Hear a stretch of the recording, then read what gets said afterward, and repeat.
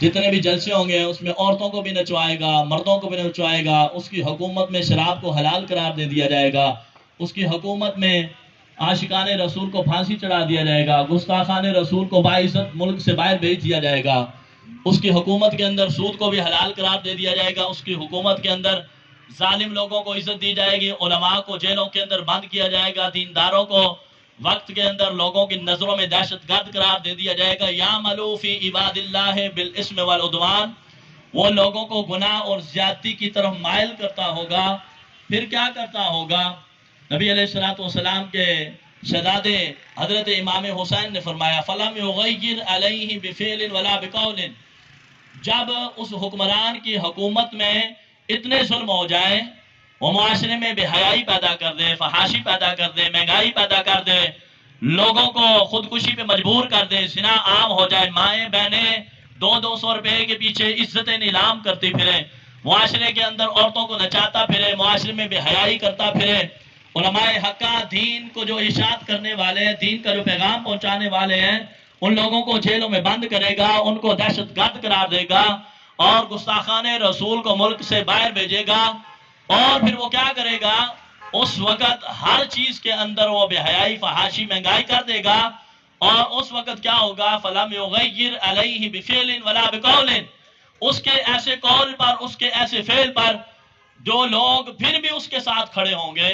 اس کی زیادتی کو دیکھ کر، اس کے ظلم کو دیکھ کر، اس کی بے حیائی کو دیکھ کر، اس کی فحاشی کو دیکھ کر، اس کے ظلم و ستم کو دیکھ کر، اس کی ہر طرف یہودیوں، عیسائیوں، سکھوں اور قادیانیوں کے ساتھ تعلقات کو مضبوط دیکھتے ہوئے بھی اس کے فالور کہیں گے نہیں نہیں، ہمارا لیڈر ہی حق پر ہے، ہمارا لیڈر ہی بالکل ٹھیک ہے، ہم نے ہر دم اپنے لیڈر کا ساتھ دینا ہے، اگرچہ اس کو پتا لگ گیا کہ ہمارا لیڈر بالکل وہ غلط کام کر رہا ہے جس بیس پہ وہ حکومت میں آیا تھا،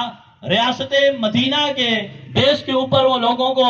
ذہن بنا کر لایا تھا کہ ہم ریاست مدینہ قائم کریں گے، لیکن ریاست مدینہ تو کیا، اس کا ریاست مدینہ کی خوشبو کے ساتھ بھی دور دور تک تعلق نہ تھا، یہ تو یہاں پہ قادیانیوں کو پروموٹ کرنے آیا، یہ تو یہودیوں کو پروموٹ کرنے آیا، یہ تو عیسائیوں کو پروموٹ کرنے آیا، یہ تو گستاخان رسول کو پروموٹ کرنے آیا۔ اس نے قوم کو غلط آئینہ دکھا کر غلط منشور لوگوں کے سامنے رکھ دیا۔ ایسے حالات میں قوم جب اس کے ساتھ کھڑی رہے، اس کے خلاف نہ کھڑی ہو، پھر بھی اس کے ساتھ محبت کے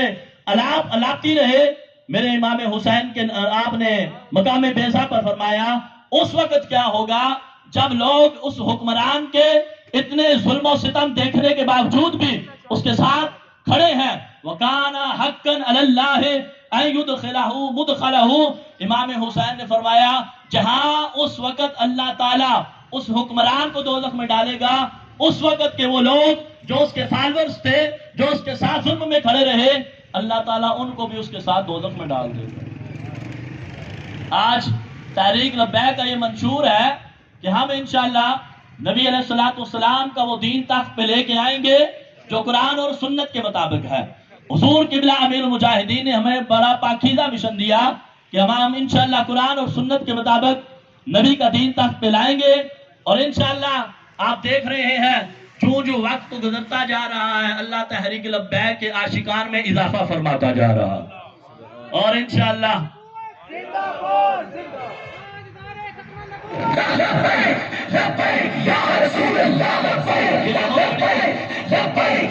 یہ بہت بڑی سازش ہوئی،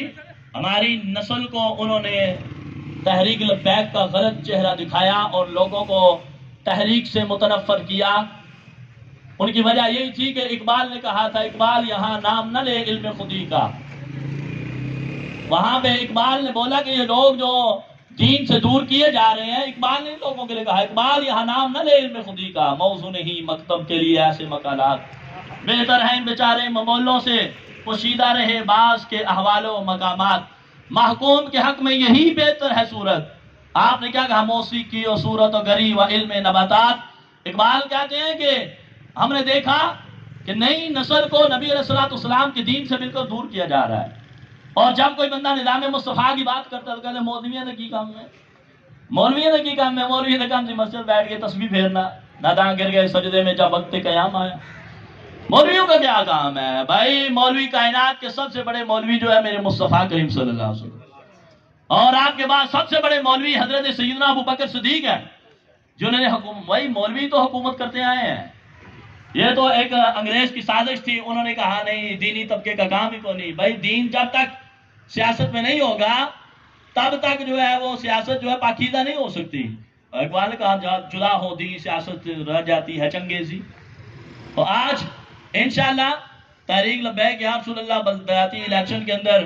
ہمیں ادھر سے حکم ہوا، رفیع صاحب نے کہا انشاءاللہ یوسی 212 اور 13 کے نوجوان اور انشاءاللہ یہاں سے تحریک لبیک یا رسول اللہ کے جتنے بھی لوگ ہیں بلدیاتی الیکشن میں انشاءاللہ بھرپور حصہ لیں گے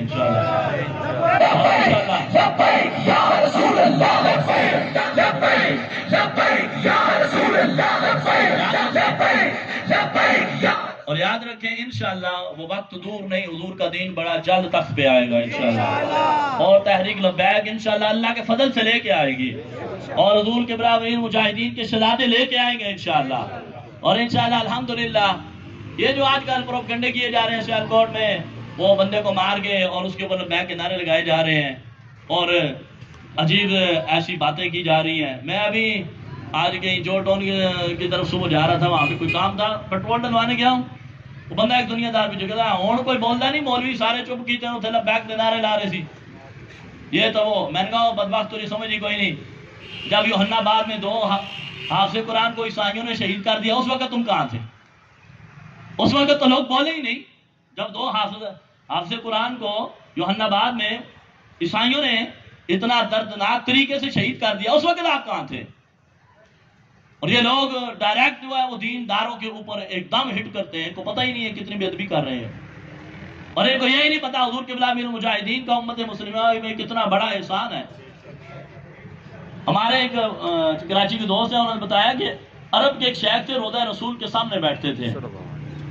وہ بہت بڑے اللہ کے ولی تھے، جو بھی کوئی مسئلہ ہوتا تھا بندے ان سے دعا کرتے تھے، عرب کے شیخ تھے۔ تو ایک بندہ کراچی کا کہا، میں نے کہا جی میرے گھر اولاد نہیں، آپ دعا فرمائیں، تو اس نے مجھے کہا کہ یہ تصویر دیکھی ہے موبائل پہ، اس نے حضور قبلہ امیر المجاہدین کی تصویر دکھائی، کہا اس بندے سے جا کے دعا کراؤ، اگر یہ بندہ حضور کے ختم نبوت پہ پیرا نہ دیتا تو پوری امت غرق ہو جاتی۔ امت مسلمہ پہ حضور قبلہ امیر المجاہدین کا اتنا بڑا احسان ہے، لوگ پھر بھی اپنی پارٹیوں کو لے کے بیٹھے ہوئے ہیں، ابھی بھی لوگ اپنی پارٹیوں کا ساتھ دے رہے ہیں۔ بھائی پارٹی کا ساتھ نہ دیں، آپ دیکھیں گے آپ کی پارٹی کا مشن ہی پاکیزہ ہے کہ نہیں؟ ہماری پارٹی کا مشن بڑا پاکیزہ ہے، بڑا صاف ستھرا ہے، حضور کے دین کو تخت پہ لے کے آنا ہے۔ یہ دیکھیں یہ نوجوان نسل جن کی زندگیوں میں انقلاب آیا، یہ وہ لوگ تھے نا جو عام دنیا دار تھے، آپ سارے دنیا دار بیٹھے ہیں، دیکھیں ہمارے بابر بھائی صاحب بیٹھے، شادی، یہ سارے حافظ زین صاحب، یہ زین بھائی دوسرے، یہ دنیا دار، وہ پیچھے شہریار، یہ ینگ سارے لڑکے ہمارے، ان کے دل میں اس عمر کے اندر جب ہمارے نوجوان معاذاللہ یہ جو نئی نسل ہے وہ ٹک ٹاک بنانے میں مصروف ہے، وہ بے حیائی میں مصروف ہے، اور اس وقت ہمارے نوجوان جو تحریک ہیں حضور کے دین کو تخت پہ لانے کے لیے دن رات محنت کر رہے ہیں، اس سے بڑا اور کیا انقلاب ہوگا بھائی؟ اس سے بڑا کیا انقلاب ہے؟ اس سے بڑا کوئی انقلاب نہیں ہے، اور انشاءاللہ وہ وقت دور نہیں ہے، حضور کا دین تخت پہ انشاءاللہ آئے گا، اور ہر بندے نے اپنے حصے کا کام کرنا ہے۔ یاد رکھیں رزلٹ کے اوپر ہمارا نہیں ہے بھروسہ، رزلٹ کے اوپر بھروسہ نہیں ہے، ہم نے حضور کے دین کے لیے کام کرنا ہے بس۔ ہم جب بھی حضور قبلہ امیر المجاہدین سے عرض کرتے ہیں حضور ہے کیوں ہے آگے جا کے سارے کام 2 نمبر ہو گیا، آپ نے فرمایا یہ نہیں ہے، ہم نے حضور کے دین کے لیے کام کرنا ہے، انجام مالک کے ہاتھ میں۔ انجام کس کے ہاتھ میں ہے؟ مالک کے ہاتھ میں ہے۔ انشاءاللہ ہم نے بلدیاتی الیکشن میں دن رات محنت کرنا ہے اور مخلص کینڈیڈیٹ لے کے آنے ہیں۔ مخلص وہ ہے جو ہماری تحریک کے ساتھ کھڑا رہے، گرمی اور سردی میں۔ گرمی سردی سمجھتے ہیں نا؟ ہاں، گرمی جب آتی ہے تو ذرا آگے پیچھے سردی ہو تو ویسے ٹھنڈ لگ جاتی ہے، تو گرمی سردی کا مطلب یہ ہے جو ہر موسم میں سختی بھی برداشت کرے اور نرمی بھی برداشت کرے۔ دیکھیں نا وزیر آباد 14 دن یہ اور رمضان شریف کی الگ صحبتیں تحریک نے برداشت کی، اتنی تکلیفیں برداشت کی، اور انہوں نے کہا کہ اس کو ختم ہی کر دیں گے، سارا کچھ ختم ہو جائے گا۔ لیکن جو لوگوں نے سوچا تھا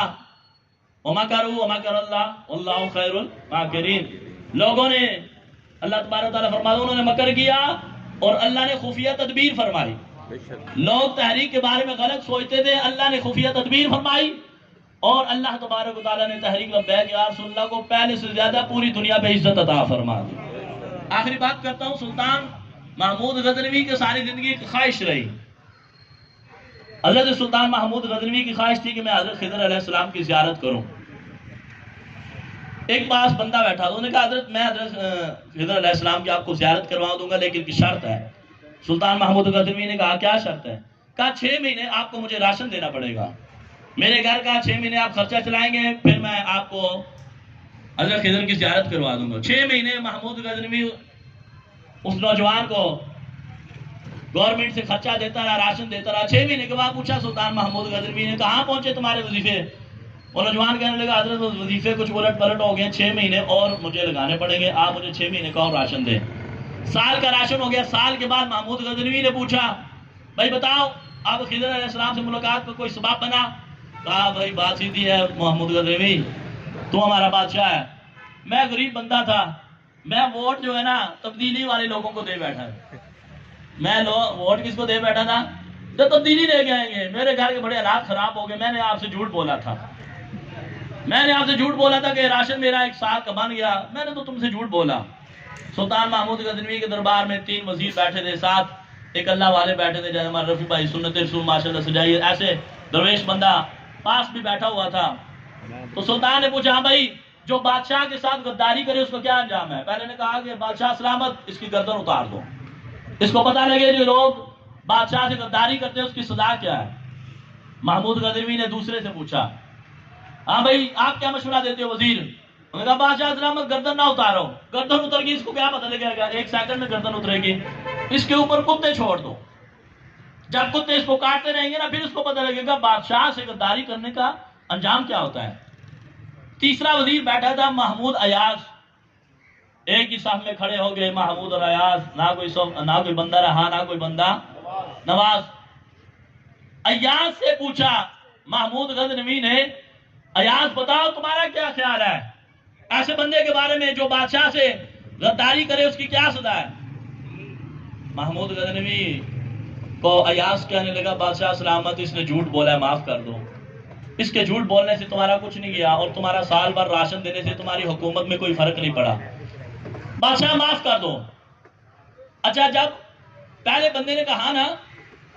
کہ اس کی گردن اتارو تو جو اللہ والے بیٹھے نے ان کا بادشاہ سلامت اس نے بالکل ٹھیک کہا۔ جب دوسرے نے کہا اس کے اوپر کتے چھوڑو تو وہ جو اللہ والے بیٹھے ان کا بادشاہ سلامت اس نے بھی ٹھیک کہا۔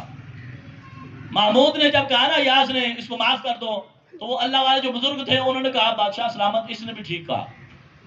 محمود غزنوی نے وہ اللہ والوں کو پاس بلایا بابا جی کو، بابا جی بات سمجھ نہیں آئی، پہلے نے کہا تھا گردن اتار دو، آپ نے کہا اس نے ٹھیک کہا، دوسرے نے کہا کتے چھوڑو، آپ نے کہا ٹھیک کہا، تیسرے نے کہا معاف کر دو، آپ کہہ رہے ٹھیک، تینوں کو آپ ٹھیک کہہ رہے، غلط کون ہے؟ وہ بزرگ کہنے لگے بادشاہ سلامت یہ جس نے پہلے نے کہا نا کہ اس کی گردن اتارو، اس نے ٹھیک اس لیے کہا کہ اس کا خاندان کسائی تھا، اس کا خاندان کسائی ہے، انہوں نے کام ہی گردنہ اتارنا ہے۔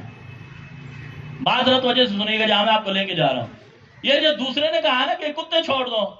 تو ادھے پیو دادے انگریزاں دے کتے نو آندے رہے تو اس نے اپنے خاندانی ہونے کا اظہار کیتا ہے۔ اور محمود اور یہ جو ایاز ہے نا یہ آپ کے سامنے ایاز ہے لیکن آپ کو پتہ نہیں ہے یہ نبی علیہ السلام کی آل ہے۔ ایاز سید ہے اور سیدوں نے تو 72 تن دے کے بھی لوگوں کو معاف کیا، سیدوں نے تو 72 تن دے کے بھی لوگوں کو معاف کیا۔ محمود غزنوی اپنی کرسی سے اٹھ گیا، کہا ایاز ساری زندگی میری خدمت کرتا رہا اور تو نے مجھے بتایا نہیں کہ میں آل رسول ہوں، سید ہوں۔ ایاز نے اس وقت جملہ ایک بولا، ایاز نے کہا بادشاہ سلامت آج ان بزرگوں نے میرا راز فاش کر دیا، آج انہوں نے بتا دیا کہ میں سید ہوں، اب میں بھی ایک راز جو ہے نا ظاہر کر رہا ہوں۔ یہ جو بزرگ بار بار کہہ رہے تھے نا یہی خضر علیہ السلام، اونچی بات۔ بادشاہ نے کہا، بزرگ نے کہا اے جڑے تو 2 پہلے وزیر رکھے نا انہاں دے خاندان ہی ہو جائے جیسی کہ جدو اسی کہے نا ادھر ترنے دے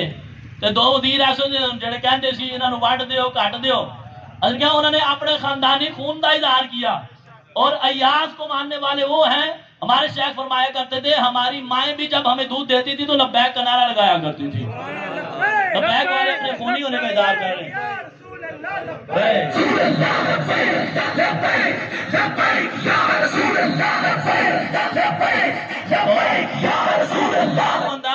ہر بندہ اپنی فطرت کا اظہار کرتا ہے. جب ٹلی اور ڈبو نے کہا ان کو برباد کر دو، ان کو مار دو،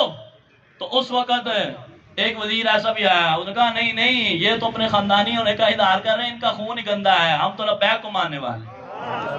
اور لبیک کو ماننے والے انشاءاللہ ہماری نسلیں بھی لبیک کا نعرہ لگاتی رہیں گی. ہمارے جو جسم میں خون ہے، ہماری ماں نے جو ہمیں شیر بلایا ہے، وہ صدقے یا رسول اللہ کی لوری دے کے بلایا ہے انشاءاللہ. اور انشاءاللہ حضور کا دین تخت پہ آ کے رہے گا. آپ جس طرح ماشاءاللہ مجھے بڑی خوشی ہوئی جس طرح آپ جوش و خروش سے ہیں، اور انشاءاللہ ہم یہ یوسی ون کریں گے. نہیں انشاءاللہ یوسی ون کریں گے نا.